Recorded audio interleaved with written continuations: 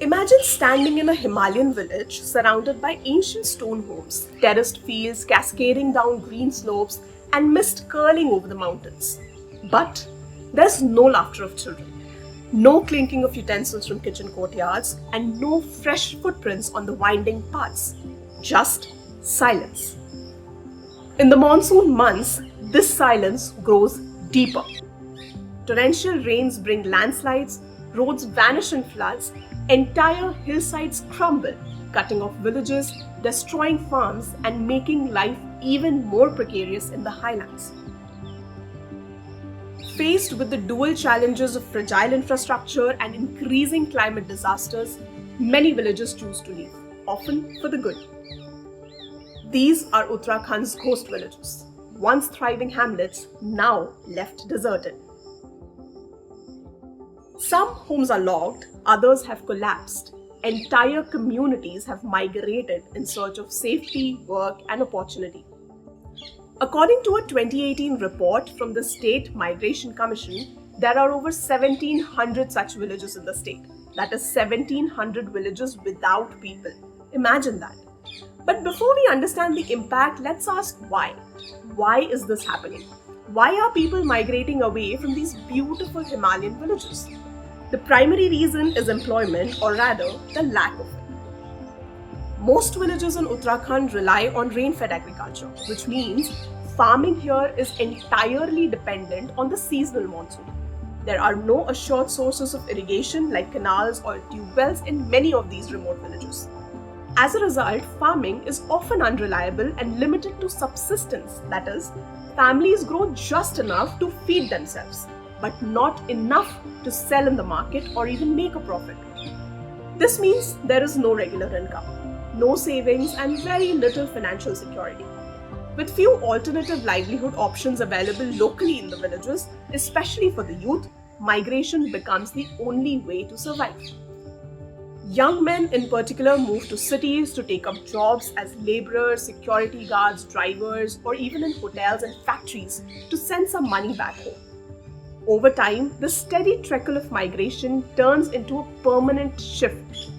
Fields are left fallow, houses fall into despair, and villages start to empty out, turning into what we now call as ghost villages. Secondly, education.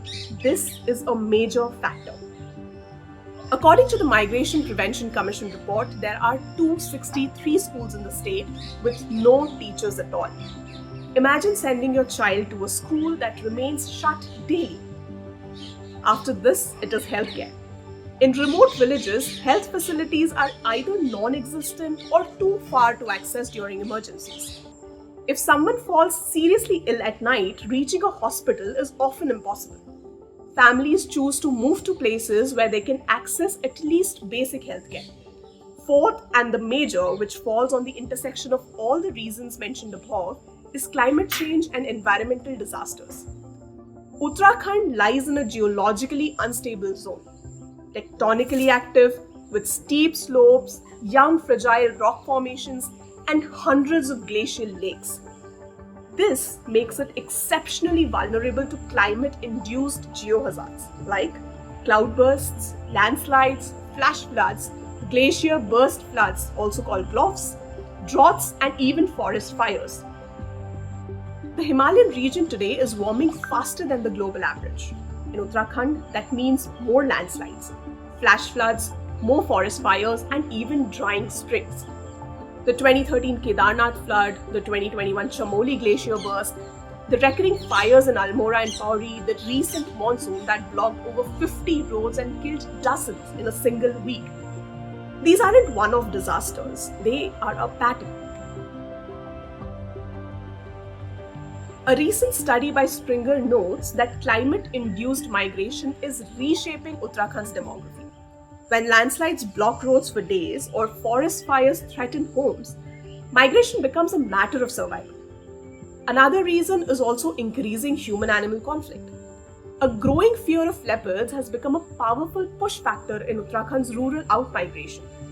In Pauri district alone, several villages such as Godi and Bharatpur have been entirely abandoned within days of rising big cat incidents. The 2018 Rural Development Commission report estimates that most of the hill residents left due to fear of animals, including leopards and wild boars. Once the attacks begin, constant vigilance becomes the norm. Villagers seldom step outdoors after dark, and escorting children to school during daytime eats into working hours and income-making time, severely affecting livelihoods. Now let's understand and unpack this data.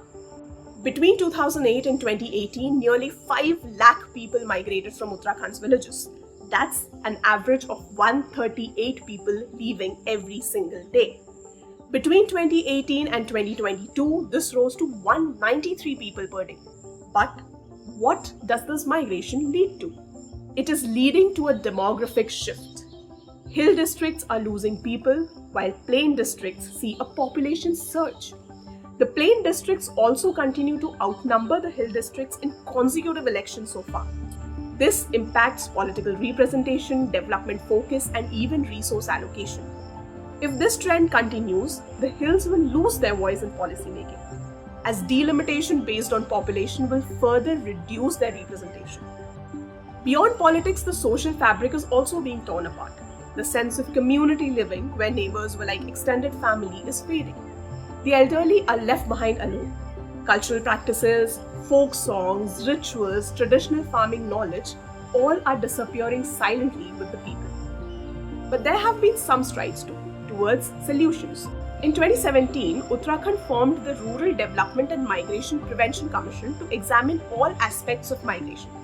Some key recommendations and actions include strengthening education by incentivizing teachers to work in remote areas with 25% higher salaries, removing strict residency requirements, building housing facilities for teachers near schools, and improving school infrastructure like including labs, playgrounds, libraries to attract children back to the village school.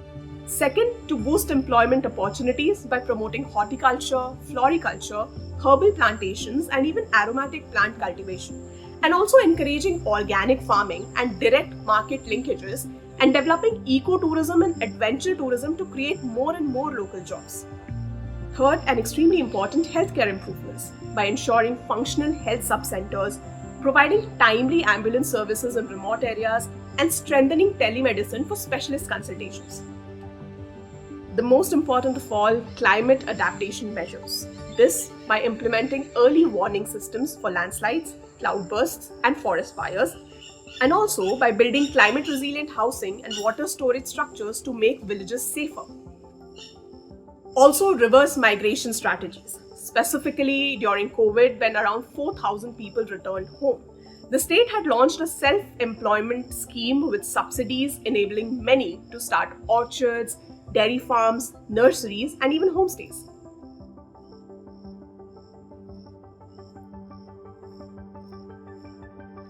Vice Chairman of the Migration Commission, Dr. S.S. Negi, has emphasized that while permanent migration has slowed slightly, temporary migration remains a challenge. Recently, Chief Minister Pushkar Singh Dhami, addressing the International Overseas Uttarakhandi Conference, urged the diaspora to adopt villages, invest in their native places, and preserve local culture. He highlighted the state's potential in adventure tourism, Ayush wellness, renewable energy, manufacturing, horticulture, and herbal industries. Policies are being reformed to attract investments in these sectors. But will these efforts be enough to revive the ghost villages? The problem is deep-rooted. Solutions will require long-term vision, consistent policy implementation, and inclusive development. People will return only if their villages offer them dignity, livelihoods, education, health, and security. Because migration is not just about leaving a place, it is also about leaving behind dreams, memories, and a part of oneself. And if we don't act soon, these ghost villages will remain silent testimonies to our development failures. Beautiful, yet abandoned. Rich in heritage, yet empty of people.